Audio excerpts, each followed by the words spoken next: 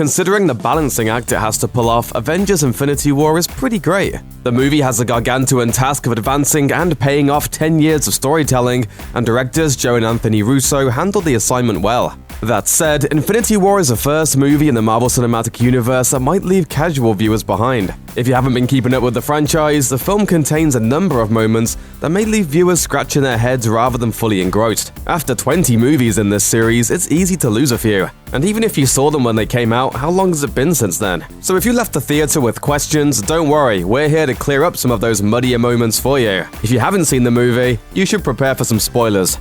In your head.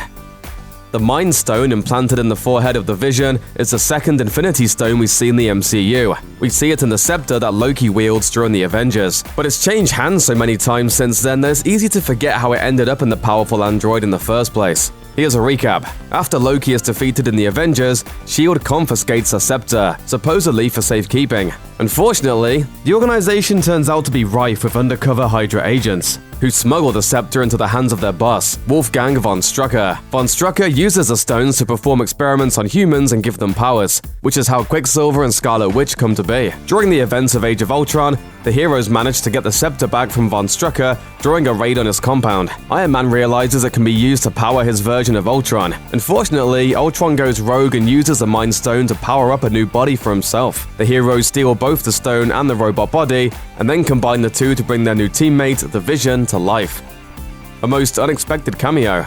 Infinity War wouldn't be a Marvel movie without an out-of-nowhere cameo from Stan Lee, a deep-cut Marvel Comics character, or someone else in the movie series that you didn't count on showing up. Sometimes they're played for laughs, like Bruce Banner and Captain America popping up in Iron Man 3 and Thor: The Dark World, but Avengers Infinity War features a cameo from a character we were all certain we'd seen the last of, Red Skull. His appearance to Gamora and Thanos on the planet Vormir is an awesome moment, but it's also one that some viewers couldn't help but respond with an, what? Red Skull is the villain of 2011's The First Avenger, where he's obsessed with using the Tesseract to fuel Hydra's plans of world domination. His downfall comes in the film's climax, when he picks up the cube, which begins to envelop him in some awesome energy, just like in Raiders of the Lost Ark. With a scream and an explosion, he's shot out into space with a blue laser beam, seemingly never to return. It's the last we see of the character until his surprise return in Infinity War. His tampering with the Space Stone and the Tesseract led to his imprisonment on the distant planet, where he's cursed to guard the Soul Stone, never able to possess its power or to leave. Joe and Anthony Russo have since discussed the scene's inclusion of Red Skull, explaining, "It felt like there was more credibility than just a random character." As his ambiguous fate in the first Avenger demonstrates, the Red Skull's re-emergence on Vormir wasn't completely random, it just might have felt that way.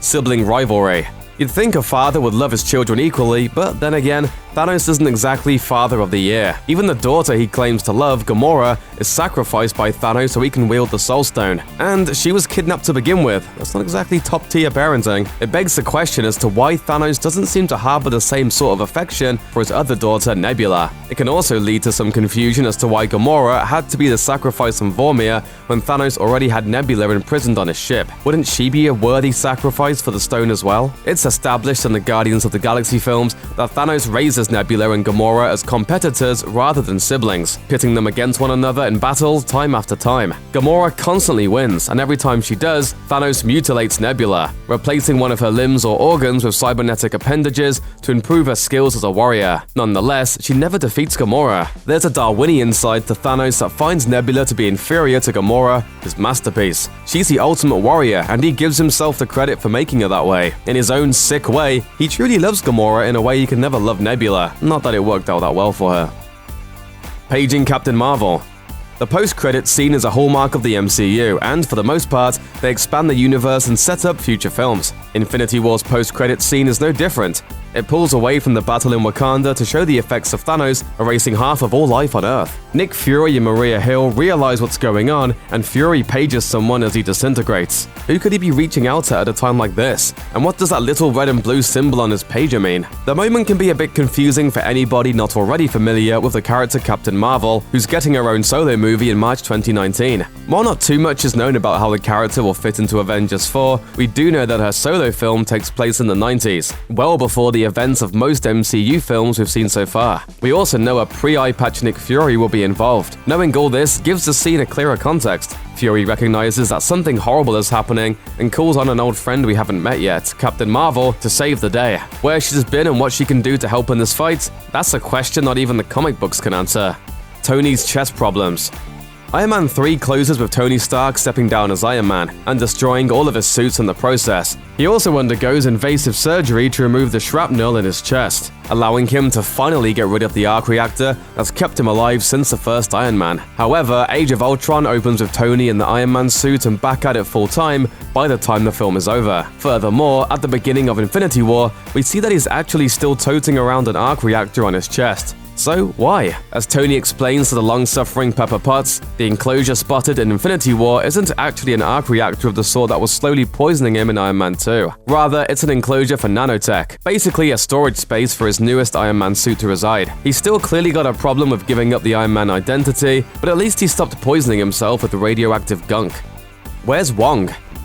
Doctor Strange and his ally Wong are introduced pretty spectacularly in Infinity War's first massive fight sequence. When the duo join Iron Man and Spider-Man to take on Thanos' henchmen, Cull Obsidian and Ebony Maw, the two sorcerers are a highlight of the first act, and Wong even gets his own character poster. So why does he vanish after that fight and not to be seen again for the rest of the film?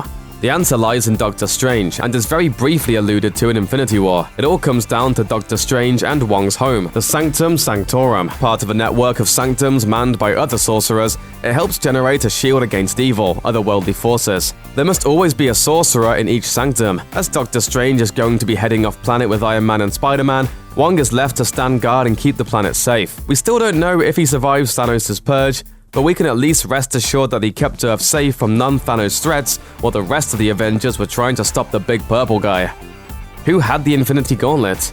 The Infinity Stones and the Gauntlet built to bear them have been in play in the MCU since its earliest days, even if only in the form of brief cameos. When all 6 stones rest in the Infinity Gauntlet, the user is granted complete control over the universe. The Gauntlet actually appears in the franchise before any of the stones do, glimpsed briefly in Odin's trophy room in Thor. However, according to Infinity War, Thanos gets the Gauntlet from Eitri, a dwarf and master weapons forger. How does this make sense? It's quite simple, really. The Infinity Gauntlet in Asgard was counterfeit. This is revealed very quickly in Thor Ragnarok when Hela ransacks the trophy room. Fake.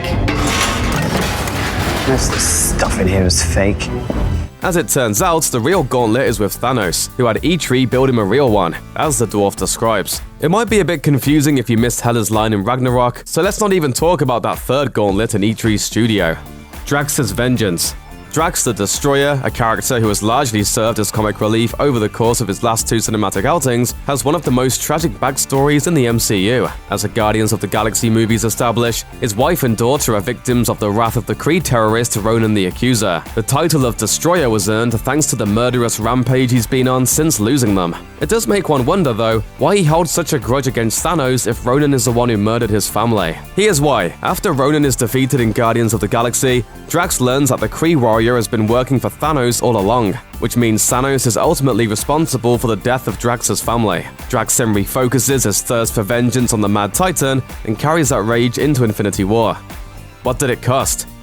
Most MCU films are pretty straightforward, but this changes for a moment in Avengers Infinity War. After Thanos fulfills his goal and wipes out half of all life with the snap of his fingers, the film cuts to Thanos and Gamora in an unknown world. Between Gamora's young appearance and the inexplicable change in location, this segment is a bit unclear. Is it all in Thanos' head? Why is Gamora a child? What does it mean? What we're seeing in the moment has been confirmed to be a realm existing inside the Soul Stone. In the comics, this place is Soul World, and it's populated by the souls of those absorbed by the Soul Gem. While there's yet to be an explanation for the Soul World in the MCU, we at least know that's where Thanos' conversation with Gamora takes place, and she appears as a child because it's how he still envisions her. This may go on to be a crucial scene once Avengers 4 arrives. Maybe Ant-Man and the Wasp will shrink inside the Soul Stone to burst everyone out, if they're actually in there. Or maybe Captain Marvel will just beat down Thanos until he lets everyone go. We'll all find out in 2019.